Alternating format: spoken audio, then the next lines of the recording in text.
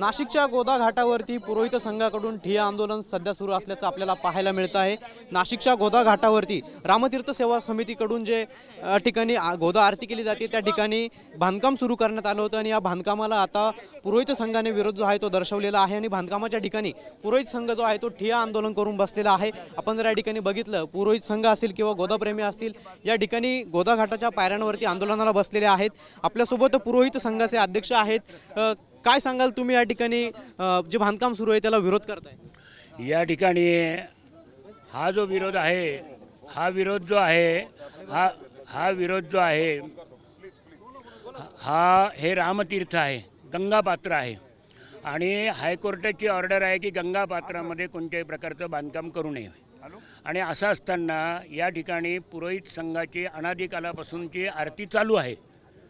पुरोहित संघाने या ठिकाणी आरतीला सपोर्ट शासनाने करावा म्हणून वारंवार मागणी केलेली आणि ज्यावेळेस शासनाने ही मागणी मान्य केली त्यावेळेस दोन व्यक्तींनी उठून एक समितीच्या नावाने शासनाची दिशाभूल केली आणि एकतर्फी त्यांची दिशाभूल करून निरनिराळे त्यांच्या वैयक्तिक स्वार्थासाठी जे त्यांना लाभदायक होईल अशा प्रकारचं इथे बांधकाम सुरू करून राहिलेले, घाट तोडून राहिलेले आहे। हा अहिल्याबाई होळकरांचा घाट आहे। हे अहिल्याबाई होळकरांचे या ठिकाणी ट्रस्टीचे लोक आहेत।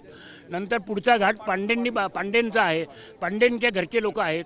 कोणालाही विश्वासात न घेताना इथे 12 महिने 24 तास पुरोहित संघ सगळा कारभार करत असतं आणि असं असताना एकतर्फी आम जनतेच्या विरुद्ध, भाविकांच्या विरुद्ध आणि गव्हर्नमेंटचा आणि सत्तेचा गैरवापर करून या ठिकाणी घाट तोडण्याचं काम चालू आहे आणि याला संपूर्ण सर्व स्तरातून इथल्या सगळ्या नागरिकांचा विरोध आहे, सर्व संघटनांचा विरोध आहे, अहिल्यादेवी ट्रस्टचा विरोध आहे। हे पंचवटी फोरमच्या अध्यक्ष आहेत पांडे भाभी, या सगळ्यांचा विरोध आहे आणि कोणत्याही प्रकारची चर्चा न करताना मन मानेल तसं या ठिकाणी गोदावरीच्या याच्याशी पावित्र्याशी छेडछाड चालू आहे।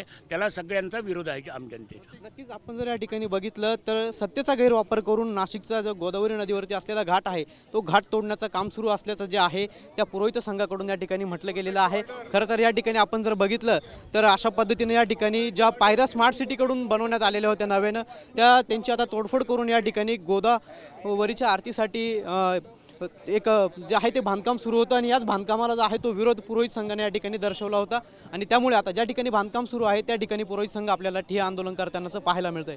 कॅमेरा पर्सन आकाश शेवलेसह पवन येवले, TV9 मराठी, नाशिक।